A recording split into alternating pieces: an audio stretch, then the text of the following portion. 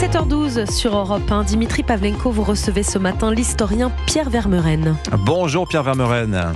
Bonjour Dimitri Pavlenko. Bonjour à vous Pierre, bienvenue sur Europe 1. Vous êtes spécialiste du Maghreb contemporain. Parmi vos livres récents, citons l'histoire de l'Algérie contemporaine ou encore le Maroc en 100 questions, paru chez Talandier.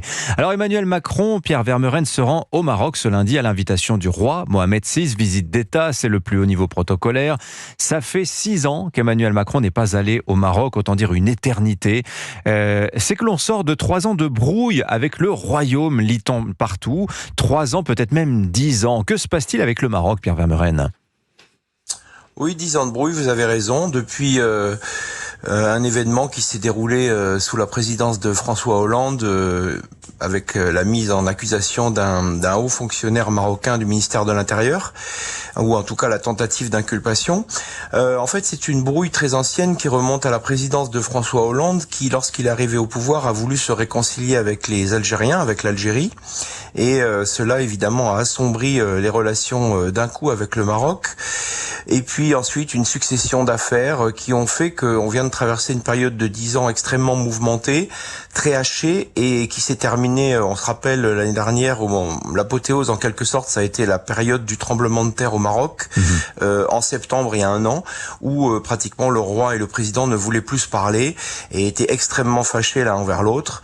Voilà, donc on sort de cette période qui rappelle un peu la période Ben Barka sous De Gaulle, et là, l'éponge est passée depuis cet été, et on va expliquer pourquoi. Justement, pourquoi ? Que s'est-il passé ? Comment expliquer ce retournement diplomatique, Pierre Vermeuren ?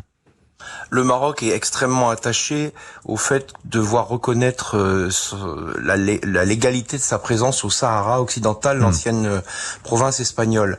Et le 30 juillet de cette année, donc, le président Macron a adressé une lettre de réconciliation, en fait, au Maroc et au roi en particulier pour sa fête du trône. Oui, il faut expliquer, Pierre Vermeuren, qu'est-ce que c'est exactement ce Sahara occidental ? Vu de France, ça paraît anecdotique, mais pour les Marocains, c'est la pierre angulaire de toute leur diplomatie. Peut-être ce bout de territoire, quel est-il exactement, Pierre Vermeuren ?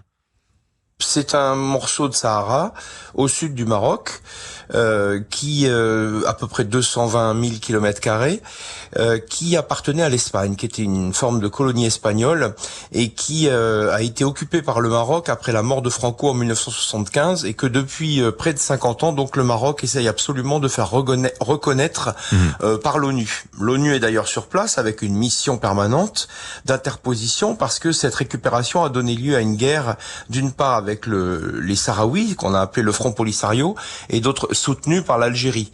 Et le Polisario aujourd'hui existe toujours, il est basé dans le sud algérien, dans le désert, et c'est ça qui explique aussi la dégradation continue et permanente des relations entre le Maroc et l'Algérie, qui n'ont plus aucune relation aujourd'hui. Et donc, pour son anniversaire, pour la fête du trône du 30 juillet, le président Macron a adressé une lettre en reconnaissant en gros la souveraineté du Maroc sur ce territoire. Alors c'est ce que voulait absolument le Maroc, et c'est ce qui a permis de passer l'éponge, même si bien sûr ça ne change rien au fond, parce que c'est toujours l'ONU qui est responsable de ce dossier. Oui, alors que va chercher aussi Emmanuel Macron au Maroc, parce que c'est un État particulièrement intéressant sur le continent africain, le Maroc. C'est un État d'abord qui parle à absolument tout le monde.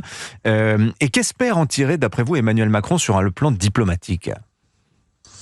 Alors, il y a beaucoup de raisons, mais c'est vrai que quand vous êtes brouillé actuellement comme la France, avec beaucoup d'États à la fois dans le monde arabe et en Afrique, c'est bien d'avoir un relais d'influence, comme on dit. C'est quelque chose, c'est assez intéressant d'ailleurs, que De Gaulle recherchait déjà dans les années 60 après la guerre d'Algérie, et déjà il s'était intéressé au cas du Maroc, même si c'est Pompidou qui l'a mis en œuvre.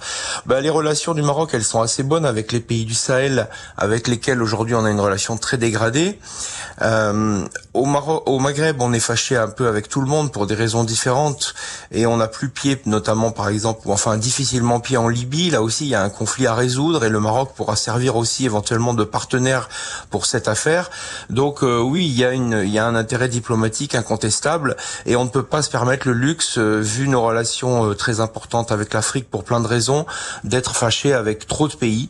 Et donc il fallait renouer au moins avec ce partenaire très fiable qu'a été pendant longtemps le Maroc. Alors il y a des sujets sensibles aussi à évoquer évoquer peut-être pour Emmanuel Macron le sujet de l'immigration, le fameux sujet des OQTF qui nous occupe tant en ce moment en France et des laissez-passer consulaires. Vous nous direz si le Maroc est un partenaire fiable en la matière.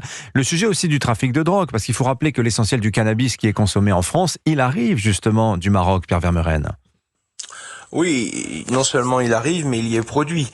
Donc effectivement, la situation sécuritaire intérieure en France, sur les dossiers que vous expliquez, mais on peut en ajouter d'autres. On peut ajouter l'immigration en général, on peut ajouter aussi la question de l'islam de France, puisque le 1er janvier, la France a mis fin aux imams détachés en provenance d'Algérie, du Maroc et de Turquie.